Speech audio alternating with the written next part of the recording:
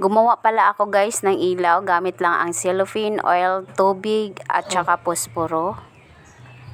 Look! Oh! Amazing! Hello guys, for today's video ay meron tayong gagawin guys. Meron ako ditong tubig. Yan. Tapos meron ako ditong oil. Tapos ito, bulak daw ito pero sa amin ang tawag nito ay gapas guys. Tapos meron tayo ditong gunting at saka posporo. Tapos meron tayo ditong cellophane. Yan. Ang gagawin natin dito guys ay, napanood ko lang ito guys sa FB guys. Ang gagawin ko dito ay, gagawa ako ng kandila guys. Dahil palaging brown out dito sa amin. Tsaka ang mahal-mahal ng kandila. Try ko itong gawin ngayon guys, okay? Yan, ito. Tubig ay, ito. Ayan guys, ginupit ko na nga itong cellophane guys, pabilog guys, para makasya sa ating baso. Ayan. Akala ko guys, madali lang itong gawin guys, napakahirap pala guys. Ayan, tapos guys, bubutasan pala natin yan sa gitna guys, no? Dahil dyan natin ipapasok yung ating binalot guys na posporo match guys, na binalot ng bulak. Yan, ipapasok na. Ayan.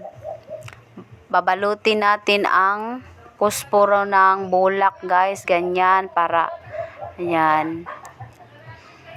Ito ang napakahirap sa lahat guys, no? Ang magputos ni itong bulak sa posporo. Ayan. Tapos lagyan na natin guys ng oil itong ating baso na merong tubig. Ayan, lagyan natin konti lang guys. Ayan guys. Tapos, ayan na nga guys ang ating finished product guys, na ilagay ko na itong ating bulak. Ayan, at sisindihan na natin guys. Na-excite ako dito sa part na to guys. Ayan, yung nagawa ko guys, na-excite ako dyan guys. Akala ko guys, hindi siya guys, no? Pero pala guys, totoo pala talaga guys na pwede itong gawing para hindi na tayo bibili ng kandila guys. Yan, makakatipid guys, pa tayo guys, nito guys. Unti-unti na. Yan. Effective pala guys. Tingnan niyo guys. Oh. Look! Oh! Amazing! Hello guys! Sumiga!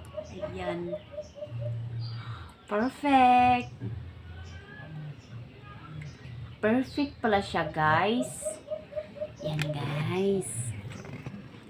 Nagawa ko na ang aking napanood sa Facebook guys. Oh. Ayan, meron na tayong candela.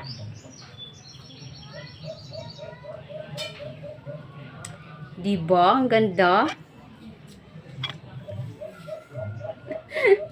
Ang ganda ng kandila ko guys, oh.